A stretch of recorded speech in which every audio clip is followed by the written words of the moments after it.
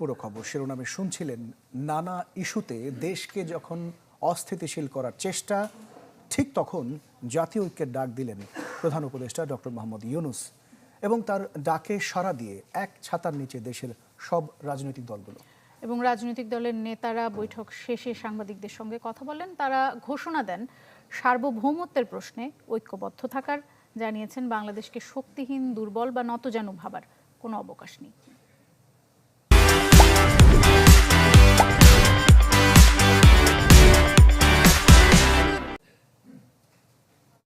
ব্যাপক গণ অভ্যুত্থানের মুখে শেখ হাসিনা ভারতে পালানোর পর থেকেই একের পর এক ইস্যু আসছে প্রতিবেশী দেশ থেকে।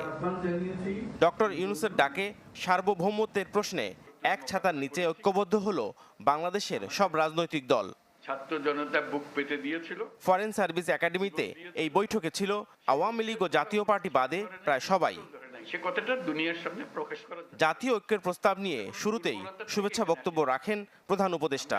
আমরা যে মুক্ত স্বাধীন বাংলাদেশ তৈরি করলাম এই অভ্যুত্থানের মাধ্যমে, সেটাকে তারা মুছে দিতে চায়, তারা আগেরটাতে ফিরে যেতে চায় এবং আগেরটা কিভাবে তারা নিয়ে আসবে সেই নানা দিক থেকে তাদের তারা একটা কাল্পনিক বাংলাদেশ তৈরি করে রাখছে দুনিয়ার সামনে।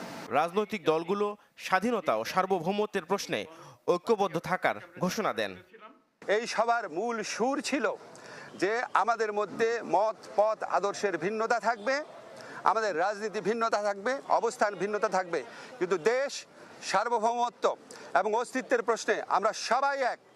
বিএনপির স্থায়ী কমিটির সদস্য খন্দকার মোশাররফ হোসেন জানান, নির্বাচনের রোডম্যাপ পেলে কেউ ষড়যন্ত্রের সাহস পাবে না। জনগণ একটি রোডম্যাপ পেলে, নির্বাচনমুখী হয়ে গেলে যে সকল ষড়যন্ত্র এখন আপনারা দেখতে পাচ্ছেন, এইসব ষড়যন্ত্র আর কেউ করতে সাহস পাবে। চূড়ান্ত সফলতার জন্য ঐক্যবদ্ধ থাকার গুরুত্ব তুলে ধরেন জামাত সহ অন্য দলের নেতারা। তারা দুনিয়ার বিভিন্ন জায়গায় অপপ্রয়াস চালাচ্ছেন এবং অপপ্রচার চালাচ্ছেন। আমরা এগুলার নিন্দা জানিয়েছি সকলে সম্মিলিতভাবে। আমরা একটা জায়গায় সবাই আমরা একমত হয়েছি যে আমাদের স্বাধীনতা সার্বভৌমত্বের ব্যাপারে কোনো ছাড় নয়। 5ই আগস্টের পর থেকে যারা বাংলাদেশকে নতুন বাংলাদেশ হিসাবে গড়ে তুলবার স্বপ্ন দেখছি, তারা সকলে ঐক্যবদ্ধভাবে আগামী দিনে বাংলাদেশকে আমরা রিপ্রেজেন্ট করব।